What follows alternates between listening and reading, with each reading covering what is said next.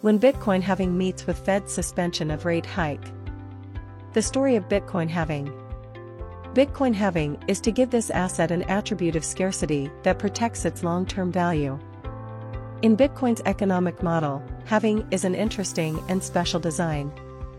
Halving is a process designed to reduce the risk of inflation in digital assets. And by controlling the overall supply, the coin price is more likely to rise. From the supply side, halving will break the dynamic balance of balance. When supply is halved and demand increases, the market will be bullish. Hence, the halving is seen as a positive boost to market sentiment. Halving is very important for miners, mining pools, and miner manufacturers. In the POW consensus mechanism, halving means that mining incentive is reduced and mining cost is increased. Consequently, it will boost the market price, but also brings negative effects. If the income is relatively reduced, some miners will leave or choose other mainstream tokens. Bitcoin halving dates. The first halving, on November 28, 2012 at block 210,000, the block reward was reduced to 25 Bitcoin per block. The second halving, on July 9, 2016 at block 420,000, block reward reduced to 12.5 Bitcoin per block. The third halving, on May 11, 2020 at block 630,000, when the reward was reduced to its current level of 6.25 Bitcoin per block. The fourth halving, it is anticipated to occur on April 2024 at block 840,000, with the block reward reduced to 3.125 Bitcoin per block. If we look back at history, we will find that Bitcoin was born during the 2008 to 2009 financial crisis, and Bitcoin wrote anti-inflation into its genes. This year, with the collapse of many banks in the United States, the value of Bitcoin as digital gold has been recognized by more and more people. As we all know, gold has played an important role as a natural currency in human history, and the difficulty of mining doubles every 4 years. The non-increasable nature makes Bitcoin a store of value like gold. Market trends before and after Bitcoin halving. The next Bitcoin halving will undoubtedly be the most important thing next year. The previous halvings of Bitcoin have exerted great impact on the market. Whether it is retail investors or institutional investors, or the miner manufacturers, the price trend of Bitcoin will determine their layout and decision-making. Statistics from the past 3 halvings show that Bitcoin's price has surged after each halving. The first halving, from the low point of $2.01 to $270.94, an increase of about 130 times.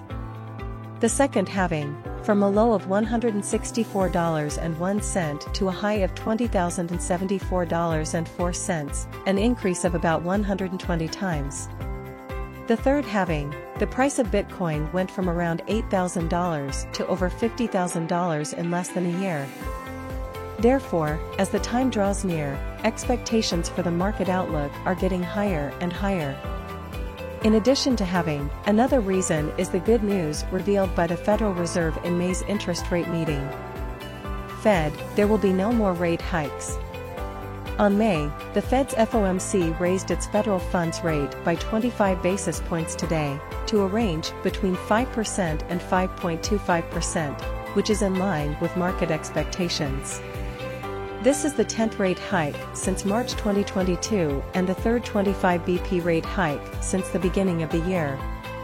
In the FOMC statement in May, the expression of forward guidance on future monetary policy has been significantly weakened. First, the May statement deleted the expression that some additional firming may be appropriate, indicating that the FOMC is considering suspending interest rate hikes. Second, the May statement deleted sufficiently restrictive, which shows that FOMC believes that the current policy rate has reached a restrictive level. Third, in the May statement, the expression of in determining the extent of future increases is modified as in determining the extent to which additional policy firming, which also shows that FOMC is not inclined to raise interest rates again. Powell also expressed the same view in the press conference: policy is tight, and the real interest rate is already higher than the neutral interest rate. The interest rate hike cycle is approaching or has reached an end actually. Although Powell did not completely rule out the possibility of further interest rate hikes in June, saying that the decision on additional monetary tightening will depend on data and will be discussed at the June meeting. But we believe that when the weakened expression meets with the declining economy in America, the Federal Reserve may suspend interest rate hikes in June. In other words, there is a high probability that May will be the last rate hike in this round of tightening. In addition, Powell once again stated that it is inappropriate to cut interest rates, and the Fed will not cut interest rates. To put it simply, the impact of the Fed's rate hike on employment has appeared. In addition, the rate hike and the tightening of the financial environment caused by the banking crisis continue to exert downward pressure on the economy. Both of the two factors above have indicated that the rate hike is about going to an end. However, the end of the rate hike does not mean the start of the rate cut. Some institutions predict that interest rates will not be raised in the next 2 months. If the trend keeps on, rate cut will come as early as the end of this year. The time node is just close to the narrative market before the Bitcoin halving, and it is possible that the first wave of the main rise will start at the end of this year. The above are personal opinions and are not investment advice. Looking back at the last halving, a sharp rise in Bitcoin price was seen owing to the depreciation of the US dollar and the deflationary nature of Bitcoin. The US quantitative easing monetary and fiscal policies will become the main driving force for the price increase of Bitcoin. At the same time, major institutions have entered the market one after another, making more and more people know about the value of Bitcoin.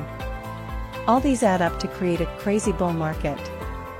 At last, it should be noted that the Bitcoin halving does not affect Bitcoin's price directly, but through a series of policies and the global economic environment instead.